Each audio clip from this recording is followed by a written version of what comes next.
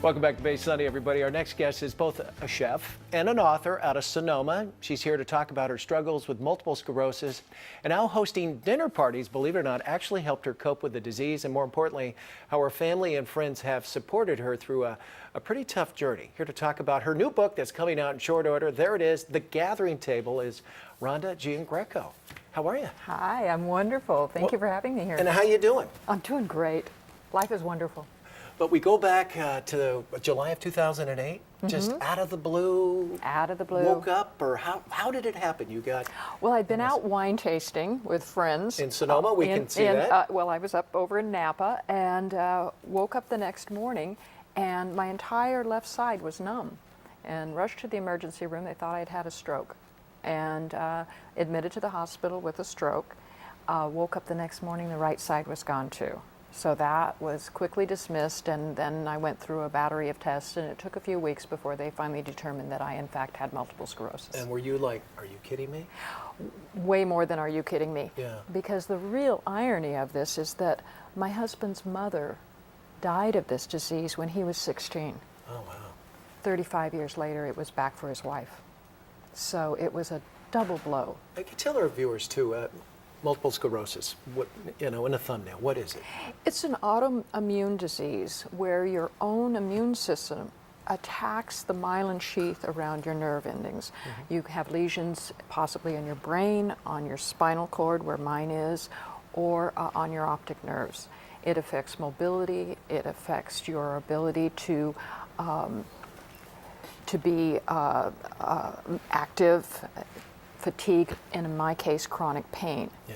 So. But you looked at this and said, MS be damned, I'm going to cook spaghetti dinners for the next year and have friends over and frolic and cope with this and get through it. Tell us what you did. This is pretty unique.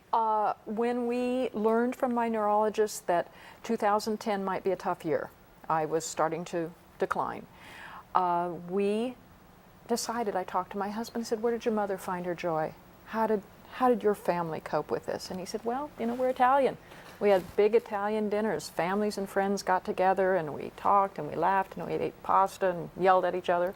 And I said, yeah, I'm going to do that. I married into an Italian family. I can only imagine what they were like. And we're not talking 3 or 4. These were probably pretty big dinners, right? Big dinners, yes. And I'd been to cooking school in Italy twice. Wow. So I knew what I was doing.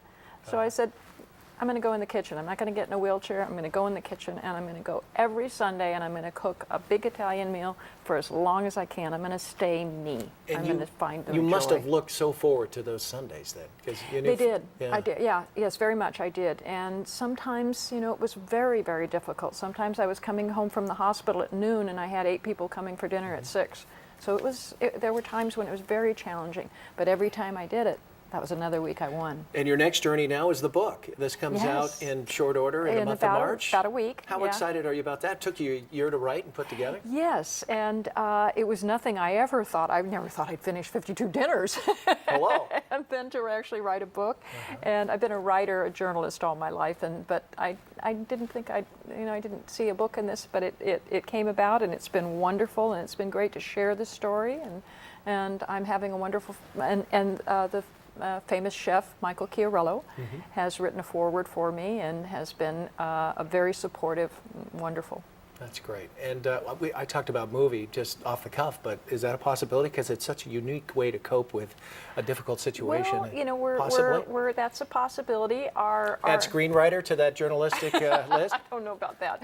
But what we are talking about, my husband and I, is taking the show on the road. Yeah. There are people all across America that we'd like to see them gather together around the table. There's a lot of healing that can happen over a bowl of pasta.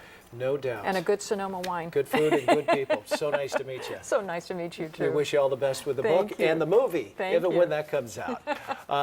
Little correction on the last segment, website caresfgh.org. And if you would like to purchase a copy, though, of Ronda Giangreco's book, you can pick one up at your local bookstore or go to thegatheringtable.com. You will not be disappointed. Big Sunday dinner's the perfect way to end the week. Have a good night, everybody, and a good day, and we'll see you next week right here on Bay Sunday.